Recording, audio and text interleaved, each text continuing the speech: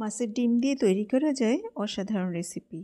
আজকে first time আমি এই রেসিপিটি তৈরি করেছি এবং এটা আপনাদের মাঝে শেয়ার করছি। আশা করি আপনাদের খুব ভালো লাগবে।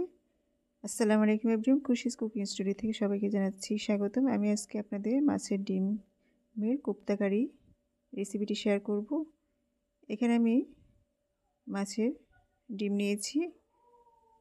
চুলে একটা হাঁড়ি বসিয়ে সামান্য লবণ এবং হলুদ দিয়ে পানিটা একটু ফুটিয়ে উঠলে আমি সেই মাছের ডিমগুলো একটা একটা করে ছেড়ে দিচ্ছি। এরপর আমি কিছু সময় জাল করে নিয়ে এটাকে সেদ্ধ করে নিচ্ছি। অনেকে অবশ্য কাঁচা অবস্থায় মাছের ডিমের রেসিপি তৈরি করে থাকেন।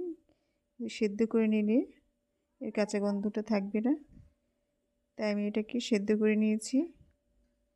সেদ্ধ করে এখন আমি এটা স্ট্রেনার দিয়ে উঠিয়ে নিচ্ছি। এরপরে দিয়ে দিচ্ছি পেঁয়াজ কুচি, মরিচ কুচি, লবণ, হলুদের গুঁড়া, মরিচের গুঁড়া, আর এখানে দিয়ে দিচ্ছি একটা ডিম, দিয়ে দিচ্ছি আরও সেদ্ধ আলু।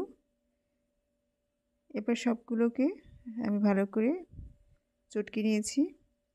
দিয়ে দিচ্ছি আরও আদা বাটা, রসুন বাটা, ধনে গুঁড়া, জিরের গুঁড়া, আর এখানে দিয়ে দিচ্ছি ময়দা, আপনারা চাইলে বেসন দিতে পারেন। এবার আমি আরেকটু ভালো করে হাত দিয়ে চটকে নিচ্ছি। আপনারা চাইলে এটাকে ব্লেন্ড করে নিতে পারেন বা পাটায় বেটে নিতে পারেন। ভালো করে মাখিয়ে নিয়ে এবার আমি একটা চুলায় কড়াই বসিয়ে সেখানে পর্যাপ্ত তেল দিয়ে নিয়েছি। আমার মাখানো শেষ হয়ে গেছে। এখন আমি একটু ছোট ছোট বলের মতো করে বানিয়ে নিচ্ছি। এদিকে তেলটা আমার গরম হয়ে গেছে।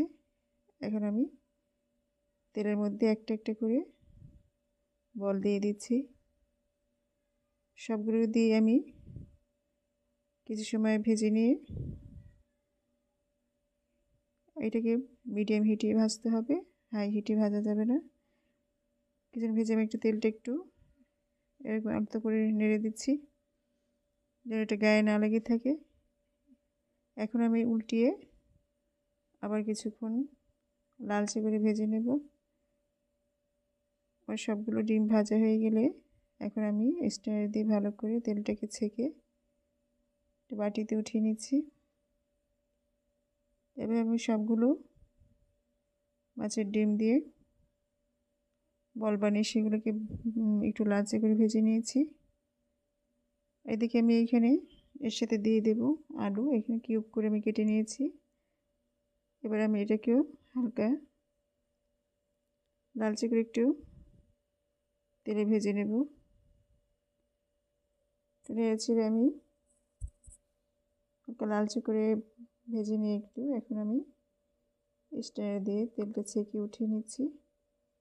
আর সব কিছু ভাজা হয়ে গেলে এখন আমি মূল রান্নায় চলে যাচ্ছি। এখানে একটা হাঁড়িতে দিয়ে দিচ্ছি সয়াবিন তেল, দিয়ে দিচ্ছি পেঁয়াজ কুচি, আদা বাটা, রসুন বাটা, লবণ। এখন আমি সবগুলোকে একটু ভালো করে কষিয়ে নিয়ে এখানে আমি পেঁয়াজ এবং শুকনো মরিচ আমি পাটায় বেটে নিয়েছি। এটা দিয়ে আমি এখন ভালো করে একটু কষিয়ে নিচ্ছি। ভালো করে কষিয়ে দিয়ে দিচ্ছি একটু সামান্য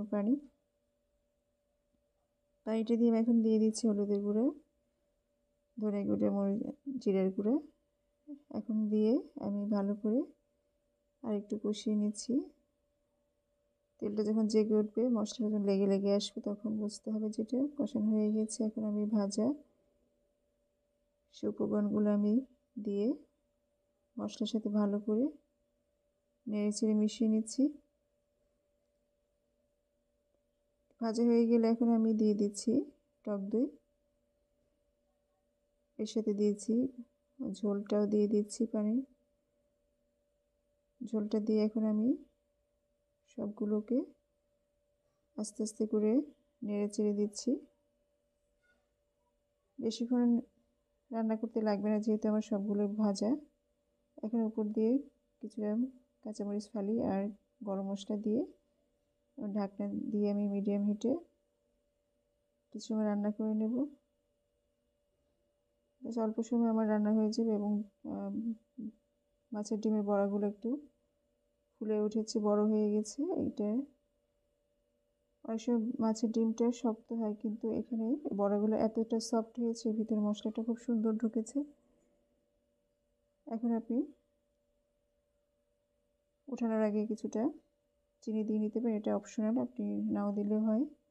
আবার গরম গরম রুটি বা পরোটার সাথে বা গরম ভাতের সাথে পরিবেশন করতে পারেন। অসাধারণ রেসিপি, আপনি একবার ট্রাই করে দেখুন, খুবই সুন্দর। ভিডিওটি ভালো লাগলে অবশ্যই লাইক কমেন্ট শেয়ার করুন। সবাই ভালো থাকুন, সুস্থ থাকুন। আজকে এই পর্যন্তই। আল্লাহ হাফিজ।